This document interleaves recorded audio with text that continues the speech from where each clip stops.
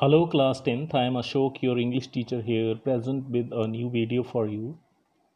I hope all of you are fine and studying well at home. Today I will discuss the first three stanzas of poem number 4, How to Tell Wild Animals. It is written by Carolyn Wells. I will also discuss the literary devices used in the poem, stanza wise. So let us start the discussion with about the poet.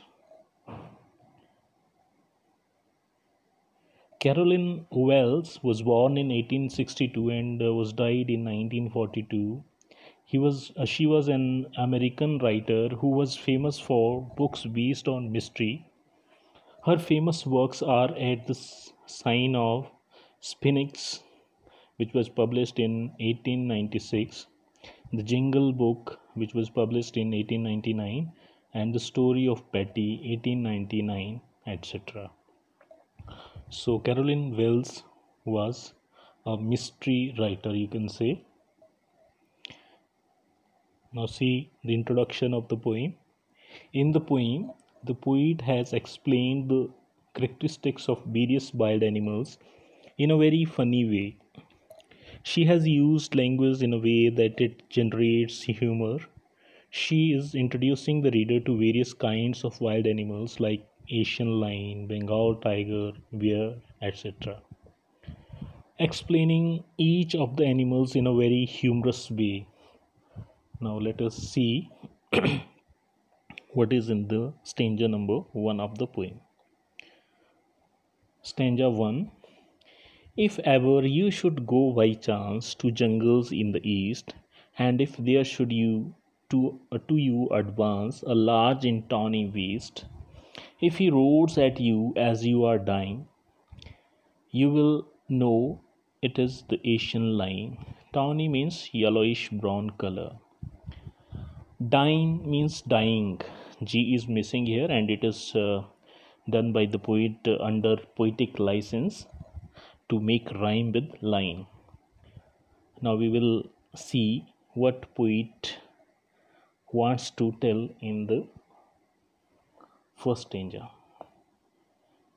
So in first stanza, she says that if the reader comes across an animal whose skin is yellowish brown in color, and if it roars at him so strongly that he can die out of fear, it means that he has encountered an Asian lion. She has humorously explained the ancient lion which could kill a person with its roar only. So Asian lion is introduced in first stanza and she has told us its characteristics. Now we will discuss the literary devices used in this stanza. First of all, we will discuss the rhyme scheme. So rhyme scheme is ABAVCC is followed. First line is rhymed with the third line, and second line is rhymed with fourth line, and fifth line is rhymed with sixth. You can see in the text, chance is rhymed with advance, east is rhymed with waste, dying with line. Second literary device is enjambment.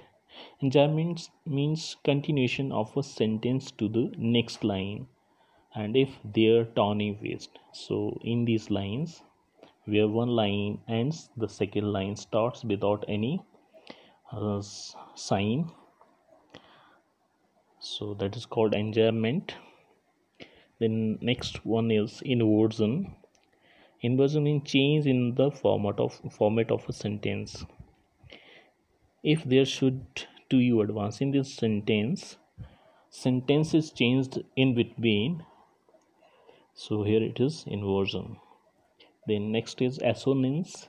Assonance means use of vowel sound O that is repeated in the line. You should go, should to you, roads means O sound is repeated. So that is called assonance. Allusion is there. a reference to a famous thing, place, species of animal, etc. It is called allusion. So here Asian line is introduced with certain features. So here allusion is used by the poet as literary device. Now let us see the second stanza. Or if sometime when roaming round, a noble wild beast greets you with black stripes on a yellow ground, just notice if he eats you. This simple rule may help you learn the Bengal tiger to discern. Noble means high-born or aristocratic. Discern means recognize. So these are the difficult words meaning in this stanza. Now in this stanza, poet has explained an animal that roams in the jungle and belongs to a royal family of wild animal. The color of its skin is yellowish with black stripes. She says that if you notice that he kills you and eats you up, then this means that you have surely seen a Bengal tiger. So this time also she has used dark humor. So dark humor is used by the poet here when she explains how a tiger looks like, because once a person has been eaten up by a wild animal, there is no use in determining which wild animal it is. So that is called dark humor. Now we will see the literary devices used here. A rhyme scheme, ABABCC. The same rhyme scheme is there in this stanza also. First line rhymed with third line, second line rhymed with fourth line, and fifth and sixth lines are rhymed. Around ground, you learn, discern. Then in this stanza, alliteration is used also. Repetition of consonant sound R at start of two or more closely connected words. Roaming round. So here alliteration is there. Inversion, change in the format of a sentence. The Bengal tiger to discern. In this sentence also inversion is there. So this device is also used by the poet here. Allusion, a reference to a famous thing, place, species or animal, etc. So here Bengal tiger is introduced by the poet. So here allusion is there. Then assonance is there. Use of vowel sound O, or if some time when roaming round. So in this line O sound is repeated so many times. So here assonance is there. Now let us see the next stanza. Stanza number 3. If strolling forth a beast you view, whose hide with spots is peppered, as soon as he has leapt on you, you will know it is the leopard.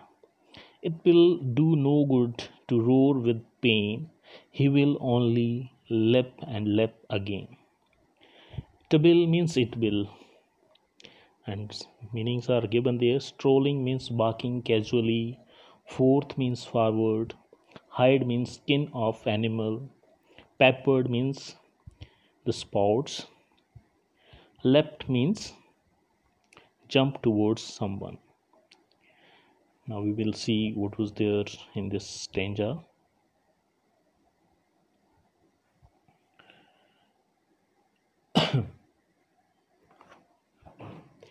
The poet says that if you are casually walking in a jungle, you will meet an animal who has a skin with spots on it. This animal is so fast that it will leap on you at once, which means that it will jump on you.